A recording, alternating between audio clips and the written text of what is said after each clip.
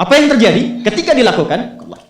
Apa jawab Allah? Yaj'al lahu makhraja. Enggak pakai alif lam, makhraja. Masalah apapun yang engkau alami. Suami berangkat ada masalah. Ada masalah umum yang semua orang mengalami itu. Tapi yang ini enggak. Kena macet, ada macet dia mau berangkat, tiba-tiba diarahkan, jangan lewat situ Pak, macet, Bapak kesini aja. Ya. Pak ikut kami saja Pak, tiba-tiba patwal datang, ayo ikut. Ya, itu bisa terjadi. Wa yarzuqhu min haitsu la yahtasib, bahkan rezekinya pun itu datang dari sisi yang enggak diduga. Enggak nyangka ya, emang enggak disangka-sangka datangnya. Ya, habis sholat tiba-tiba telepon masuk, belum selesai proyek ini ada permintaan itu. Beda istidraj dengan takwa itu lain. Kalau istidraj itu bertambah tapi lupa Allah. Hati-hati. Proyek nambah, sholat lupa, hati-hati. Hati-hati ya. Pekerjaan menambah, omset nambah, tapi nggak pernah bisa ngaji. Nggak pernah mampu sholat, hati-hati itu. Dan paling bahaya kalau itu nambah terus sehingga membuat lupa semua ibadah. Itu istidraj namanya. Istidraj. Ancamannya akhirat tuh, hati-hati. Segera ingat, segera ingat. Tapi kalau semakin nambah, semakin ingat Allah, itu anugerah. Kapan itu bisa terkabul dengan cepat doanya? Kapan selesai urusan kita? Kalau koneksinya bagus. Makanya disebutnya zikir, yang terhubung, yang nyambung. Semakin kenal, semakin dekat, semakin mudah. Kadang belum minta, sudah diberi. Ada yang orang belum berucap, Allah sudah berikan. Sehingga ketika menghadapi masalah yang sama, ringan. Bukan gak punya masalah. Akan dihadapi, diringankan oleh Allah. Masalah yang sama, ini sampai ribut, adu argumentasi. Orang ini cuma senyum, selesai. Betapa banyak masalah kecil diargumentasikan jadi besar. Akhirnya problem. Tapi tidak sedikit masalah besar dihempaskan di atas sajadah. Ketika koneksinya dengan Allah itu kuat, tiba-tiba hilang seketika, selesai. Makanya Nabi Yakub kalau punya masalah, yang beliau lakukan apa? Dia bentangkan sajadahnya, dia sholat, dia mohon kepada Allah. Itu dilestarikan di Quran surah ke-12 Yusuf ayat ke-86. Aku tuh kalau sedang punya masalah apapun, yang aku bangun konektivitas dengan Allah. Innama ashku bathi wa huzni ila Allah. Saya curhatnya cuma sama Allah. Ini Pak, ini bagian pertama. Nah, jadi kalau ingin semakin kuat, sampai ada masalah diringankan, mau kerja dibukakan pintunya, itu ada jenisnya. Yang pokok ada 5 waktu, 17 rakaat. Yang detil itu ada pada sunnahnya. Dan itu hebatnya dalam Islam. Dijelaskan caranya, disebutkan tujuannya, dan diterangkan hikmahnya. Contoh. Kita sekarang jam berapa? Jam 9.20. Di waktu saat ini ada waktu sholat disebut dengan sholat duha. Duha itu dibagi 3. Ada awal duha, penguat zikir, pengganti seluruh bagian zikir di tubuh kita, yang disebut dengan syuruk. Itu kurang lebih jaraknya 1 jam setelah subuh. Jadi kalau tadi 4.45, ya 5.45 menjelang jam 6 itu masuk syuruk. Setelah itu masuk ke jam 8 sampai ke kurang jam 10 itu pertengahan duha. Pertengahan duha. Apa fungsinya? Di antaranya mempermudah rezeki. Di antaranya. Bilangannya berapa? 2 sampai 4 rakaat bisa dikerjakan. Ya, dan harapannya apa? Bukan pada rezekinya. Ya, jadi jangan sampai motifnya cuma sekedar ke duniawi, kurang tepat. Kenalkan kepada Allah, nanti biarkan janji yang disampaikan oleh lisan Rasulullah itu terjadi. Ya, jangan pada rezekinya, ini terbatas, cuma sampai situ. Tapi kalau kita minta sama Allah, dikasih jalannya itu dari sisi yang tidak kita duga. Anda berhitung, Allah kasih hitungan. Anda tak berhitung, Allah kasih apa yang tidak pernah Anda hitung sebelumnya. Itu poinnya. Maka lakukan sholat dekati, itu yang disebut sholat duha. 2 rakaat, tambah lagi 2, untuk kenal Allah. Kalau sudah merasakan dekat, sudah nyaman, sudah enak, muncullah kemudian kesan dalam hati, terserah Allah mau kasih berapa. Yang penting sudah enak, sudah damai. Di titik itulah kemudian Allah limpahkan dari apa yang gak pernah kita duga sebelumnya. Tiba-tiba keluar, kok ada telepon, dapat proyek, dapat macam-macam. Tapi tujuan sholatnya bukan untuk proyeknya. Buat kenal Allah, ulul albab ini. Kalau cuma pengen lancar, baru serabutnya. Kalau cuma pengen lulus proyek, itu baru daging luarnya. Ulul albab itu kenal Allahnya, sehingga dia tahu akses intinya itu. Itu poinnya. Dan gak mahal. Emang kalau sholat duha di Anur bayar Pak? Pakai biaya. Tuh, baiknya luar biasa. Sudah? Itu satu. Kalau mau lagi misalnya, ini yang paling dahsyat nih. Dibimbing kita sampai ke posisi terbaik di apapun itu. Jadi ayah terbaik, ibu terbaik. Ya, jadi karyawan strategis, di militer terbaik. Terbaik tuh gini, di tempat terbaik yang memuliakan tuh makom namanya. Makanya kuburan sering disebut makam kan? Ya kan? Maksudnya apa? Maksudnya Anda selama hidup berkaryalah yang baik, ibadah yang benar, sehingga Anda wafat pun terhormat. Ya, kata makom tuh pertama kali di Al-Baqarah ayat 125, makom Ibrahim. Ya. Ketika Allah sampaikan dalam Al-Qur'an, didapatkan di situ maqam Ibrahim, wa idh ja'alna al-baita mathabatan lin-nasi wa amna wattakhidhu min maqami Ibrahim. Makanya kalau kita tawaf itu dari mulai Hajar Aswad kan sampingnya dekat sekitar 5 meter ada maqam Ibrahim kan? Itu tapak kaki pertama beliau meninggikan pondasi Ka'bah dan di situ diabadikan kemuliaannya sampai beliau wafat. Dikenal sampai sekarang. Ya, setelah sekian abad. Jadi kalau kita ingin terhormat dan masih dikenang sampai kapanpun itu maqam namanya. Tapi ada cara yang lebih hebat. Anda di posisi itu, lawan pun mengakui memang Anda yang pantas ada di situ. Itu namanya maqam mahmudah. Maqam mahmudah. Siapa yang bikin urutan 100 tokoh paling berpengaruh di dunia? Siapa? Saya tanya, yang nulis siapa namanya? 100.000? 200.000? Dia mencari langsung di Google tuh. Lambat mas, waktu habis. Michael Chart. Dia yang nulis, maaf ya. Urutan pertamanya siapa? Muhammad SAW. Yang nulis itu muslim atau bukan? Kok bisa tergerak hatinya untuk menempatkan seorang nabi muslim di tempat pertama? Saya tanya begini, kenal Abu Jahal nggak? Ya Allah. Makin siang nih, nggak fokus nih. Saya kira cuma di Bengkali saja yang kenal Abu Jahal, sini kenal juga. Baik, Abu Jahal itu, apakah orang ini tidak kenal Nabi? Kenal. Orang ini tahu, kalau saya sebut orang ini berarti kurang bagus ya. Kalau saya sebut beliau berarti baik ya. Abu Bakar saya sebut beliau, Abu Jahal orang ini. Maksudnya Abu Jahal. Apakah orang ini tidak tahu kalau Nabi itu mulia? Nabi unggul, Nabi hebat kan? Jadi mengakui sebetulnya Nabi unggul. Dan gulat dengan Nabi itu dalam olahraga kalah. Dia tahu Nabi itu kuat.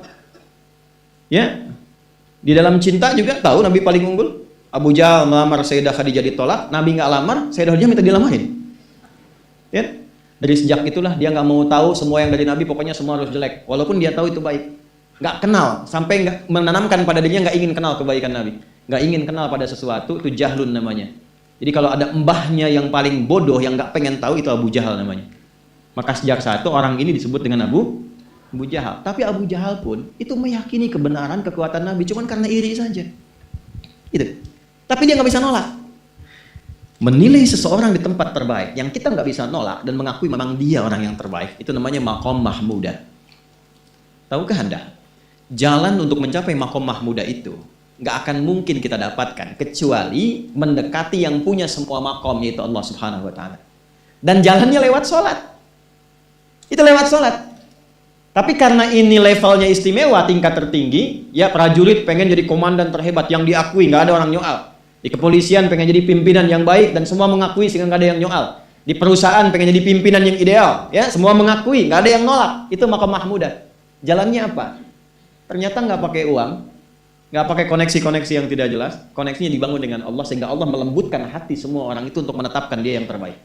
Sholat. Karena levelnya tinggi, dinaikkan dari sekedar sholat fardu. Ditempatkan di waktu yang tidak biasa. Butuh pengorbanan, butuh perjuangan. Namanya tahajud. Turunlah Quran surah ke-17 ayat 79 sampai 81 itu. Quran surah 17 ayat 79 sampai 81. Ini poinnya. Wa minal laili fatahajjad bihi nafilatan laka asa ay yab'atsaka rabbuka maqaman. Ini kan terjadi keanehan kan, ironinya. Anda pengen sukses, pengen tertinggi, Anda tahu Allah penentunya, Anda tahu Allah yang punya rizki, Allah punya kekuasaan, tapi Anda nggak mendekati Allah. Terus yang dipakai cara-cara salah, kenapa harus korupsi? Kenapa harus nyogok? Kalau SK-nya nggak Allah tetapkan, nggak akan turun juga. Dan sudah hukum, kalau ayah berbuat maksiat, itu anak istri pasti kena. Itu udah hukum. Makanya saya mohon deh, ya para ayah itu kalau mencari nafkah, cari yang benar. Kasihan anak Anda yang di SD, harus berhenti sekolah. Maaf, bukan anak Anda, maksudnya anak orang lah. Kenapa harus korupsi? Maka ketika ada tawaran sogokan yang nggak bagus, tuh yang dibayangkan tuh itu bukan cuma proyek jalan dapat uang banyak, tuh anak-anak tuh bahaya. Ke sekolah disebut anak koruptor, sedih. Istri nggak sanggup keluar belanja. Itu pikirkan, itu sudah hukum. Sudah hukum. Anak juga begitu.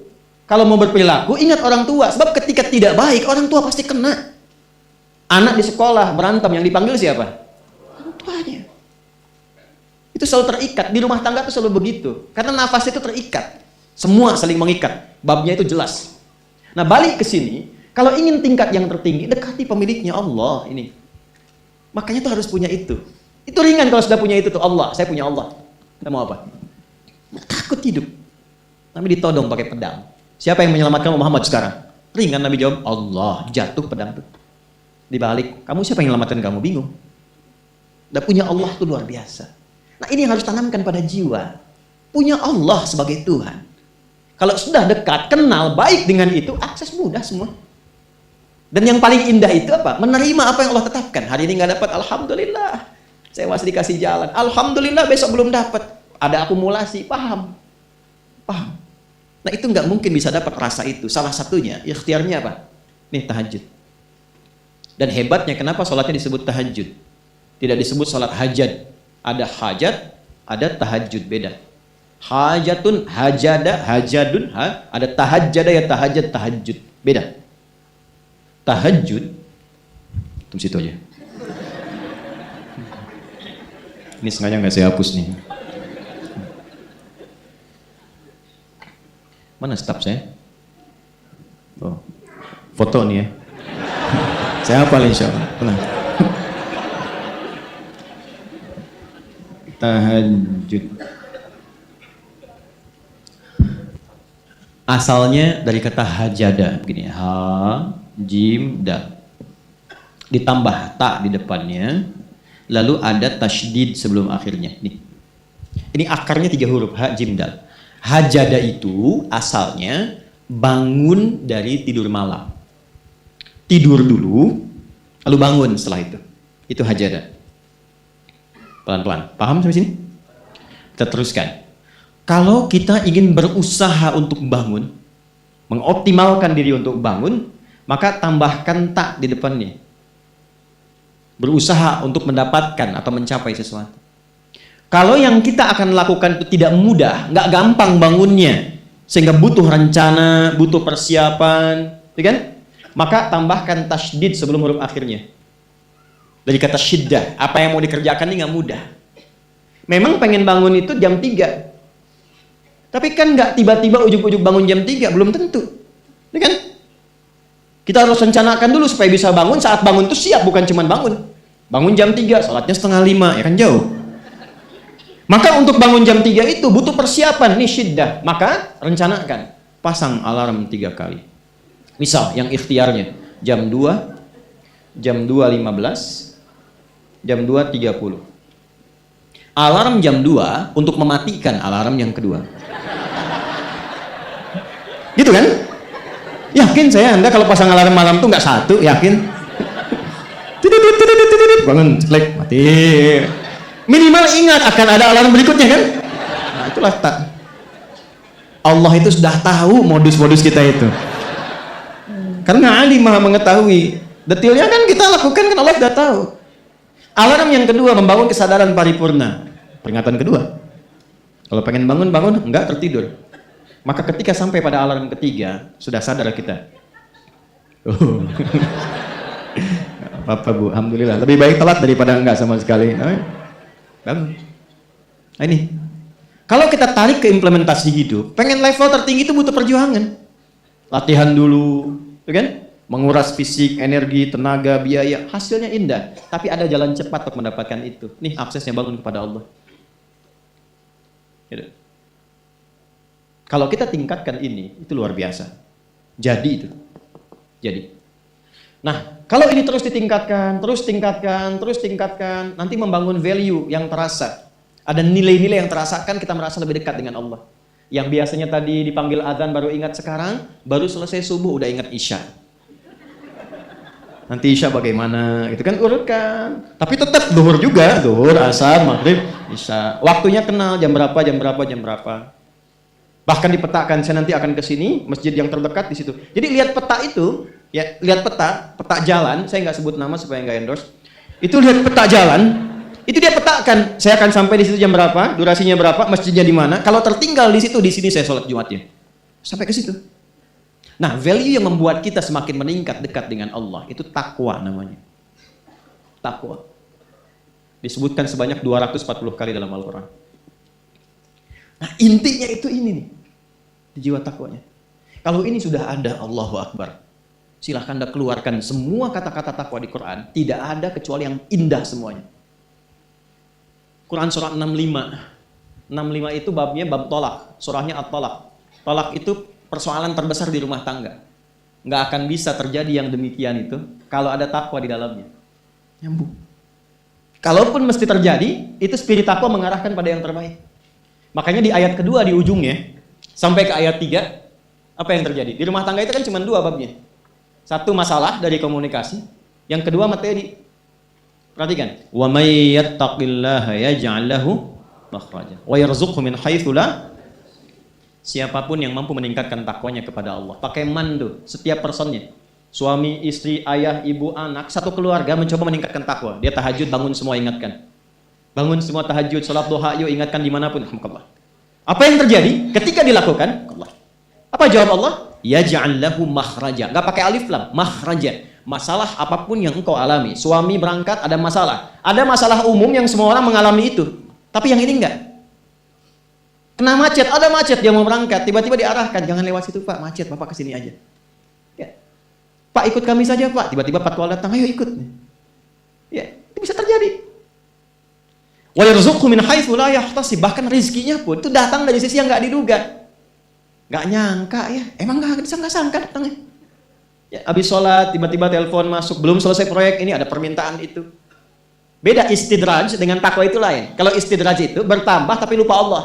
Hati-hati. Proyek nambah, sholat lupa, hati-hati. Hati-hati ya. Pekerjaan menambah, omset nambah, tapi nggak pernah bisa ngaji. Nggak pernah mampu sholat, hati-hati itu. Dan paling bahaya kalau itu nambah terus sehingga membuat lupa semua ibadah. Itu istidraj namanya. Istidraj. Ancamannya akhirat tuh, hati-hati. Segera ingat, segera ingat. Tapi kalau semakin nambah, semakin ingat Allah, itu anugerah. Karena Allah telah menilai hamba ini paham menjalani kehidupan, sehingga dia ngerti. Makanya Utsman, Abdurrahman bin Auf, setelah masuk Islam, hartanya makin nambah. Karena kenapa? Karena telah dinilai layak mengelola harta, paham cara mengelolanya. Dapat segini, alokasikan ke sini. Dapat segini, alokasikan ke sini. Pak, di mana logikanya? Ada 600 truk hasil usaha. Bapak punya 600 perusahaan. Satu perusahaannya itu bergerak di bidang misalnya logam mulia. Ya, ada emas, ada berlian, ada macam-macam dan sebagainya. Satu kali Anda berhasil mendapatkan kurang lebih 600 truk logam mulia di dalamnya. Mau datang kemudian ke tempat Anda di jalan. Tiba-tiba apa yang terjadi? Ada komen tetangga kepada Anda. Misal, komennya nggak langsung, cuma ke teman tetangga Anda dengar. Waduh, Pak Asep hisabnya luar biasa kayaknya. Hisabnya, bukan berliannya. Hisabnya luar biasa, terus nyampe di telinga Anda. Kira-kira ketika mendengar itu respon Anda apa? 100.000? Bingung kan? Bingung. Lihat Abdurrahman bin Auf, jazakallahu khair. Datang 600 kafilah pakai unta. Isinya semua emas, berlian, perak, macam-macam. Heboh Madinah, bum bum bum bum bum bum bum. Tiba-tiba Sayyidah Aisyah komen radhiyallahu ta'ala anha. Beliau kan yang terdekat dengan Nabi, satu istri Nabi SAW. Jadi kalau sudah ring satu Nabi, ada yang komen, kita tuh cuma 3 sikapnya. Like, share, and subscribe.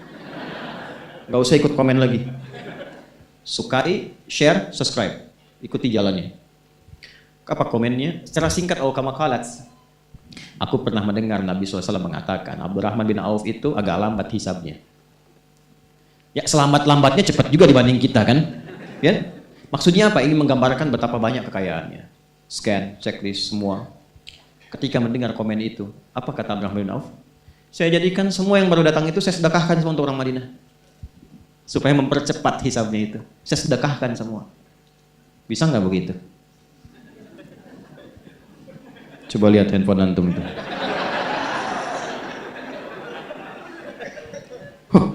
Hisabnya luar biasa nih. Buat anak yatim ya. Kasih.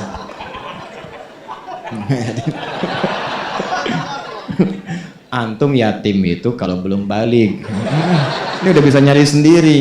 Dari perjalanan yatim itu butuh perhatian, banyak di luar anak-anak yang masih butuh perhatian. Buat yatim ya. Nggak mudah. Nah, itu yang maksud saya katakan, itu nggak mudah. Tapi kalau kita diberikan anugerah oleh Allah, pandai mengelola sesuatu sesuai dengan kehendak Allah, ini kasih semua. Udah ya? Nah ini, ya jadi sekarang saya cuma pesan 2, nggak banyak-banyak. Sholat sama Quran. Para orang tua sehari, sehalaman aja nggak apa-apa, nggak usah banyak-banyak, 1 halaman. Atau berapa ayat, yang penting ngaji. Yang penting ngaji, nanti lihat berkahnya. Dan jangan cukupkan pada yang 5 ya. Ya ini bukan hukumnya wajib, bukan. Yang wajib tetap 5 waktu. Kalau bisa naikkan, walaupun mungkin 2 rakaat malamnya. Witir 1 rakaat. Atau duha ambil salah satu. Rawatib misalnya. Itu konsisten kan? Istiqomah di situ. Nanti lihat apa yang terjadi. Demi Allah saya katakan, kalau mau coba tuh gini ya, hari ini Anda baca 1 halaman Quran, sholat tambah, besok naikkan 2 halaman. Nanti lihat keberkahan hari ini dengan besok, pasti terjadi perbedaan. Setiap Anda baca lebih banyak, akan terjadi perubahan kehidupan di hari itu. Gak percaya silahkan, karena yang jamin langsung pencipta kita. Begitu kita dekati Quran, kehidupan akan berbeda. Begitu konsisten sholat, akses dibuka. Nah, kalau ini sudah dilakukan dengan baik, muncullah jalan yang kedua. Jalan inilah yang diberikan tandanya lewat surat An-Naba. Ini baru kita nyambung ke An-Naba setelah 2 jam.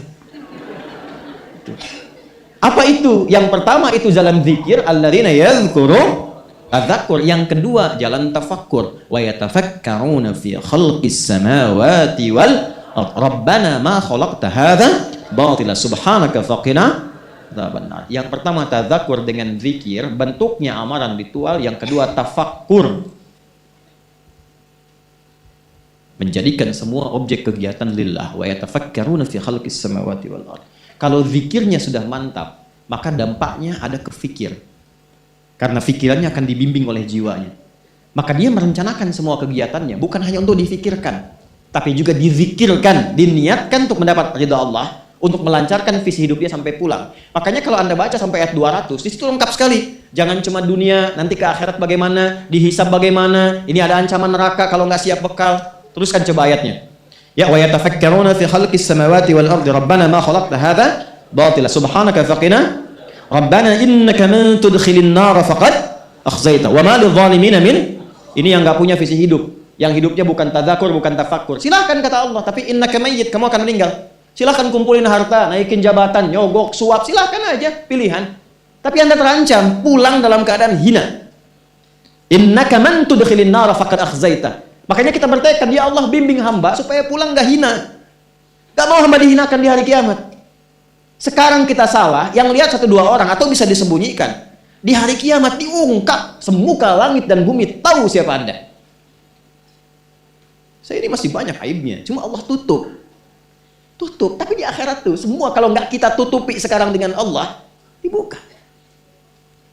Maka selesaikan semuanya. Setelah itu apa? Rabbana innana sami'na munadiyan yunadil imani an aminu bi rabbikum fa'amanna. Tuh kezikir. Ya Allah kami sadar, selama ini kami berusaha, bekerja, beraktivitas, belajar, ada yang salah arah nih. Kami cukupkan untuk dunia saja, padahal kami sadar setelah dunia ini masuk ke alam kubur, setelah alam kubur dah hisab. Cuma 2 akhirnya, surga atau neraka. Saya sadar ya Allah, saya akan rubah visi hidup saya mulai hari ini.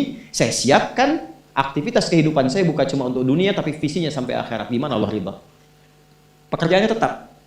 Anda tetap di kantor juga, yang di militer-militer, di kepolisian-polisian, yang kerja-kerja, yang bertani-bertani. Cuma visi hidupnya apa? Sudah sampai akhirat.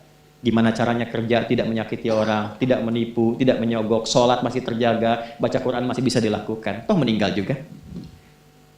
Kalau Allah berikan, saya tata. Dapat harta, belajar fikih harta. Belajar. Sehingga tahu mengelolanya. Oh ini untuk keluarga, Quran surah 4 ayat 34. Oh ini yang zakat, Quran surah 9 ayat ke-60. Ini yang infak, Quran surah kedua ayat 215. Ini yang umum, Quran surah kedua ayat 261. Keluar semua. Sehingga saat mendapatkan harta itu sudah paham kemana ditempatkan. Saat hisab ditanya, dari mana didapatkan, kemana kamu keluarkan? Jawabnya ringan. Ya Allah, Engkau yang maha mengetahui. Aku dapatkan dengan seperti ini, aku keluarkan sesuai dengan perintahmu. Dibuka filenya, tampakkan, CCTV dibuka, keluar. Benar. Checklist, ping. Udah, cepat masuk surga. Ya Allah, Engkau Maha tahu. Dari mana aku dapatkan? Kemana aku keluarkan? Buka filenya, keluar. Pepeo, salah. Neraka. Hidup coba begitu. An aminu bi rabbikum, selama di dunia diseru fa amanna. Kita sadar ada yang salah. Rabbana faghfir lana dzunubana wa kaffir 'anna sayyi'atina wa tawaffana ma'al abrar. Rabbana wa atina ma wa'adtana 'ala rusulika wa la tukhzina yaumal innaka la tukhliful. Sampai sini aja itu udah visi hidup. Ya Allah, kemarin banyak yang salah. Saya mau tata lagi. Ibu merawat anak karena cinta anak atau karena Allah? Masa? Coba lihat anaknya, yang perempuan pakai jilbab tidak, sekolahnya di mana, sholatnya bagaimana, Qurannya bagaimana. Supaya ringan hisabnya, Bu. Saat pulang. Pak juga ya. Ini koreksi, setelah itu ingat, baru kita punya harapan. Ingin sekomplek di surga dengan para rasulmu, ya Allah. Tuh. Ya. Tadi kan, rusulika wala tukhzina yaumal qiyamah. Kami pengen sekomplek seperti yang kau janjikan.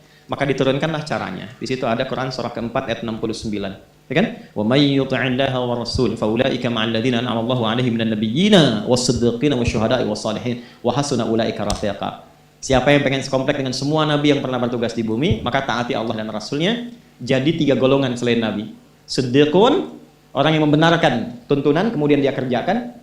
Syuhada, orang yang berjuang hidupnya untuk menaati Allah lalu wafat. Shalihin, jadi orang soleh yang penting jaga konsisten dalam kebaikan. Nah, kalau itu sudah dapat, kemanapun Anda beraktivitas, ingat Allah. Itu yang dimaksud. Alam naj'alil arda mihada wal jibala wa khalaqnakum wa ja'alna naumakum wa ja'alna al-laila wa ja'alna an-nahara wa banayna fawqakum sab'an. Perhatikan baik-baik. Itu runtut semua. Jadi Anda yang kembali riset, lihat gunung, yang di geologi, yang ditambang, yang apa, ingat Allah. Sehingga nggak mungkin nambang sembarangan. Ya kan? Kemudian apalagi yang bekerja siang malam, siangnya bekerja, ingat Allah. Rebahan berbaring, wa ja'alna laila libasa, ingat Allah. Lihat pasangan, wa khalaqnakum azwaja, lihat istri titipan Allah, lihat suami titipan Allah. Maka bikin pikiran, direnungkan sampai hari kiamat. Makanya nanti sampai ayat 40 itu suasana hisab. Ya, semua sampai ke ujung. Sampai ke ujung. Sampai ayat 40 suasana akhirat. Enggak ada yang bicara, la yatakallamuna illa man adzina lahu rahmanu wa qala. Sampai di ujung, sampai hisab. Nah, kalau ingin bikin visi hidup sampai kiamat, jangan cuma dunia, siapkan sampai pulang. Itulah intisari surat An-Naba itu. Ya, sampai ke ujungnya. Jadi pada intinya adalah lakukan yang bermanfaat, rubah cara hidup kita. Setelah itu dekati Allah dengan tadzakkur, terapkan dalam tafakkur di semua bagian aspek kehidupan kita. Jadi apapun Anda, nggak dicegah. Mau jadi pilot silahkan, jadi insinyur silahkan. Ya, mau jadi menteri, jadi pejabat, di militer, di polisi silahkan. Value takwanya kita keluarkan. Yang penting takwanya.